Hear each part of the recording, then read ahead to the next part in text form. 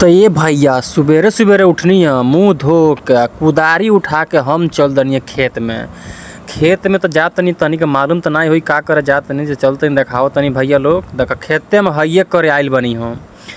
यहाँ से वहाँ लो जौन बाटे हरदी के खेत, यही के हमके कोड़े के बा। कोड़े के मतलब ई मत समझिए कि कोड़ के उलाटे के बा, एके हमके झोरे के बा भाई लोग। पूरा खर और रोला से तुम सुहाइल बा, तनी हल्का फुल्का झोरा जाई, तनी फुल्लुक हो जाई माटी, तो तनी हल्दी अच्छा से बैठी।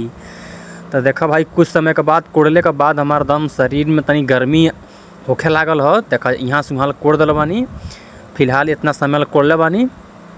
तो खेत कोड़त कोड़त भाई हम हार गए हैं, तो थोड़ा समय खाती हम बैठ गए, आराम लगनी करे। गर्मी साला इतना हो तलसी है, डाँड भी दर्द कर तलसी, निहुरले निहुरले कोड़त कोड़त आराम कैनी है कुछ समय ले बैठ के। ओकरे बाद से पूरा हल्दी के खेत हम पूरा कोड़ ओड़ के पूरा रेडी कर दिल बानी भाई। साला इतना तेज़ धूप हो गई लास्ट में आवे समय, तो मैंने पूरा कोड़ के रेडी कर दिल बानी। कुदारी कंधा पर धो के हम चल देनी घरे भाई लोग, ठीक बा ना।